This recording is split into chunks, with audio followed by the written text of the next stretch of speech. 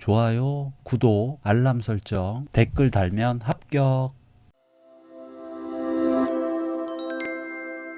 안녕하세요, 임태형입니다. 오늘은 최근 대입 변화가 어떤 고등학교 학생들에게 더 유리하게 또는 불리하게 작용했는지 분석해보는 시간 가져보도록 하겠습니다. 최근 대입에서 중요한 변화가 본격 시작된 것은 지난 2022학년도 입시였습니다. 상위권 대학을 중심으로 교과 전형과 정시가 확대되고 2015 개정 교육과정이 사실상 처음 적용된 문이과 통합 첫 수능이 진행됐습니다. 그리고 학종에서도 서류평가에서 자율동아리 소논문 수상실적 등의 반영을 제한하는 비교과 축소가 본격적으로 시작되기도 했습니다. 물론 블라인드 면접 같은 제도들은 그 이전부터 일부 대학들이 미리 시행하기도 했었지만 전반적인 흐름을 봤을 때 지난해 입시가 우리 대입에서 매우 중요한 터닝 포인트였다는 것은 부정하기 어려울 것으로 보입니다. 그래서 지난해 주요 대학들의 입시 결과가 올해 수험생들이나 내후년 또는 현재 중학교 2학년 학생들이 치르게 될 2027학년도 대입까지는 중요한 의미를 갖게 되는데요. 대학 알림이 사이트를 통해 공개된 상위권 대학들의 합격자 통계를 통해서 최근 입시 변화가 어떤 고교 유형에 유리했는지 알아보도록 하겠습니다. 지금 보시는 도표는 서울대, 카이스트, 연세대, 고려대, 서강대, 성균관대, 한양대 등의 최상위권 7개 대학 전체 합격자 통계입니다. 2021학년도와 2022학년도 차이를 비교한 건데요. 각 고교 유형별로 합격자 비율이 어떻게 변화했는지 확인해 볼 수 있습니다. 이전 연도보다 합격자 비율이 올라간 곳을 제가 붉은색으로 표기했는데, 예를 들어서 서울대 같은 경우에 일반고 합격자 비율은 떨어진 반면에 자공고, 과학고, 외고 국제고, 자사고 등은 입시 변화와 함께 합격자 비율이 올라간 모습을 볼 수 있습니다. 특이한 건 서울대를 제외한 나머지 대학들은 모두 일반고 합격자 비율이 적지 않게 올랐다는 겁니다. 반면에 특목고나 자사고 합격자 비율은 대학에 따라서 조금씩 다른 양상을 보이고 있습니다. 과학고 같은 경우에 서울대, 연세대, 한양대에서는 합격자가 늘었지만 카이스트, 고려대, 서강대, 성균관대에서는 합격자가 줄었습니다. 외고 국제고 합격자는 서울대를 제외한 나머지 대학에서 모두 감소했고요. 자사고 합격자는 4곳에서는 늘어나고 3곳에서는 줄어들었습니다. 그런데 이 자료를 보실 때 여러분들이 유의하실 게 하나 있습니다. 이 통계는 수시와 정시를 포함한 모든 전형의 합격자 통계를 나타낸 것인데, 사실 우리 학생들이 실제로 대학에 지원할 때에는 이런 모든 전형을 다 주력으로 삼지는 않는다는 것입니다. 교과나 학종 또는 정시나 논술 등 자신에게 가장 유리한 한두 개 전형에 집중하는 게 일반적입니다. 그래서 이런 전체 통계보다는 실질적으로 자신이 주력으로 삼을 전형의 세부 통계가 더 중요할 수 있겠는데요. 실제로 학생부 종합전형만의 통계를 따로 보면 이 전체 통계와는 다른 분위기를 느낄 수 있습니다. 보시는 자료가 각 대학 학생부 종합전형 합격자 통계인데요. 대표적으로 외고 국제고 통계만 앞서 보신 전체 자료와 비교해 보면요. 앞서 보신 것처럼 지난해 외고 국제고는 서울대를 제외한 나머지 대학들에서 모두 전체 합격자 비율이 줄어들었지만, 학종에서는 카이스트, 연세대를 제외한 5개 대학에서 합격자가 크게 증가한 것을 볼 수 있습니다. 전반적으로 증가폭이 매우 컸기 때문에 매년 발생할 수 있는 단순 등락 파동으로 보긴 어렵고, 바뀐 입시가 어떤 식으로든 외고 국제고 학종 합격자 비율 변화에 영향을 미친 것으로 추론해 볼 수 있겠습니다. 그리고 과학고나 자사고 같은 경우는 대학들마다 학종에서의 유불리가 조금 갈리는 모습을 보였습니다. 등락폭이 대체로 그렇게 크지는 않아서 입시 변화에 따른 특이점이 발생했다고 하기엔 다소 무리가 있지만, 연세대 같은 곳은 눈여겨볼 필요가 있습니다. 연세대는 이번 입시 변화로 전반적으로는 일반고의 약진이 두드러진 대학이었습니다. 전체 전형 합계뿐 아니라 학종에서도 일반고 합격자 수가 비교적 크게 늘었고요. 심지어는 정시에서도 일반고 합격자가 소폭이지만 늘었습니다. 그리고 다른 상위권 대학 학종에서는 선전을 했던 외고 국제고 학생들도 연세대 학종에서는 크게 밀리는 모습을 보였습니다. 이렇게 연세대가 다른 상위권 대학들과 조금 다른 모습을 보인 이유로 여러 가지 분석이 가능하겠지만,